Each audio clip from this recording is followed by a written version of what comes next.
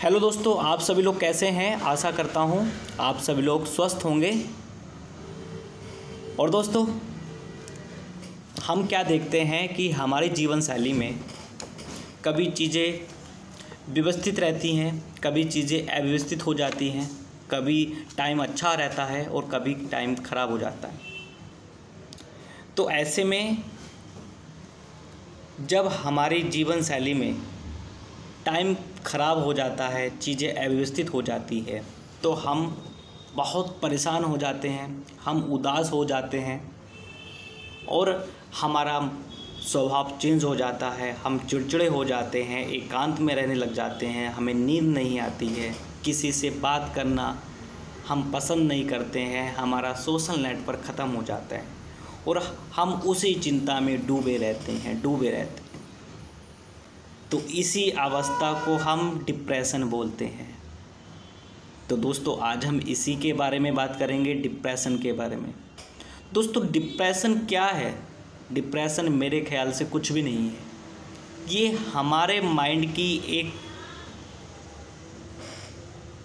खुद की थिंकिंग है, पली पलाई थिंकिंग है।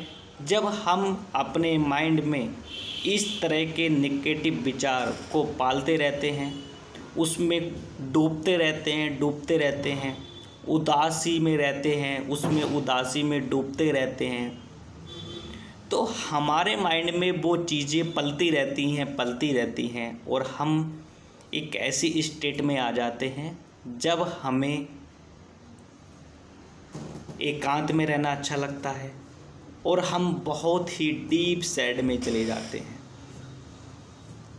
तो ये कुछ भी नहीं है, एक पली पलाई एक अवस्था है, खुद की बनाई हुई स्टेट है।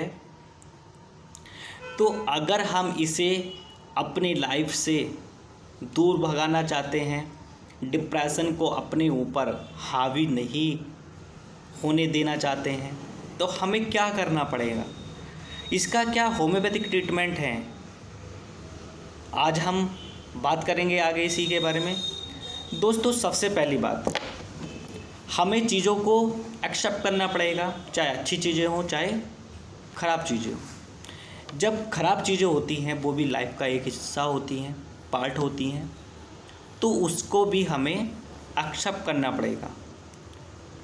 जब हम अच्छी चीज़ों के साथ में खुश रह सकते हैं, तो ख़राब चीज़ों के साथ में भी हम अपने आप को बहुत ही संयम तरीके से, दृढ़ तरीके से मजबूत रख सकते हैं। उस टाइम को भी हमें एक्सेप्ट करके आगे बढ़ना पड़ेगा और मेहनत करनी पड़ेगी, क्योंकि एक सक्सेसफुल व्यक्ति की पहचान वही होती है जो ख़राब टाइम को बहुत ही संयम तरीके से, दृढ़ तरीके से आगे बढ़े और बहुत ज़्यादा मेहनत करके अपनी कामयाबी को हासिल करे। अगर हम उदासी में चले जाएंगे, हम एकांत हो जाएंगे, सोशल नेटवर्क ख़त्म कर देंगे, तो हम अपनी लाइफ को स्पॉइल कर रहे हैं, हम अपनी लाइफ को ही ख़राब कर रहे हैं, जिसके परिणाम हमें फिजिकल लेवल पर हम अपने शरीर को बीमार कर रहे हैं। तो ये चीज़ें हमें अपने माइंड से दूर भगानी होगी। उन चीज़ों की ओर अपने माइंड को नहीं ले जाना है जो हमारे शरीर में, हमारे मन में नेगेटिव विचार आ रहे हैं।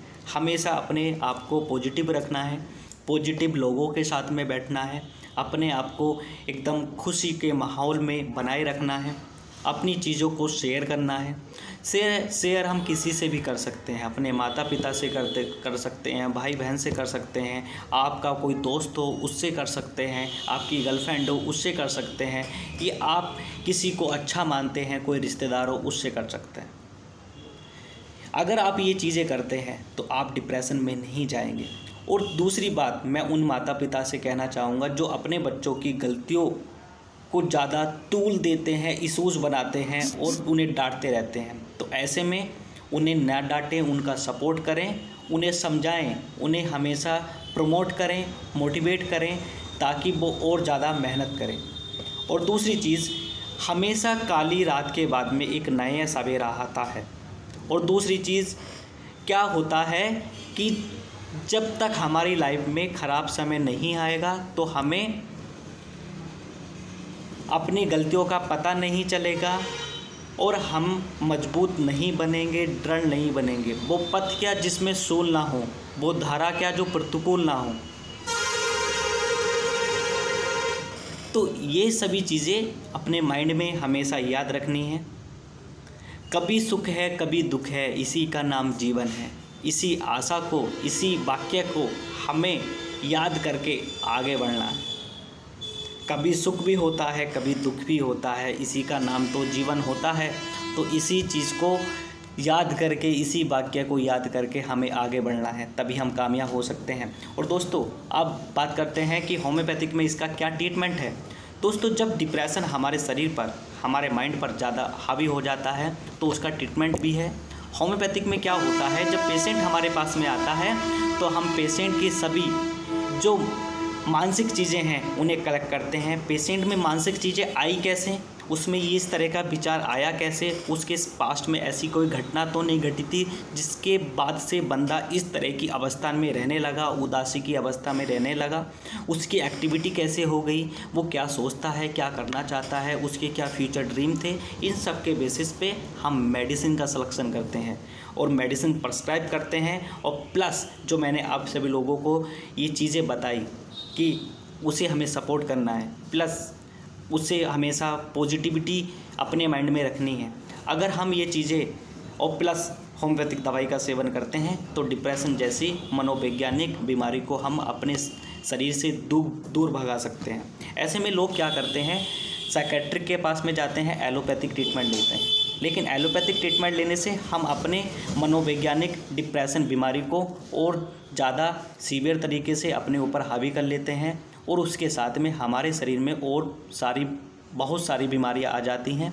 तो मैं कहना चाहूँगा साइकेट्रिक के पास में ना जाइए, क्योंकि साइकेट्रिक के पास में जाने से हम और बीमार पड़ जाते हैं। हमारे शरीर में बहुत सारी बीमारी आ जाती हैं। हमें बीपी की समस्या आ सकती है, हमें डायबिटीज़ की प्रॉब्लम हो सकती है, हमें लीवर की प्रॉब्लम हो सकती है, पेशाब रुकने की प्रॉब्लम हो सकती है और हम डिप्रेशन के साथ साथ और भी बहुत सारी बीमारियों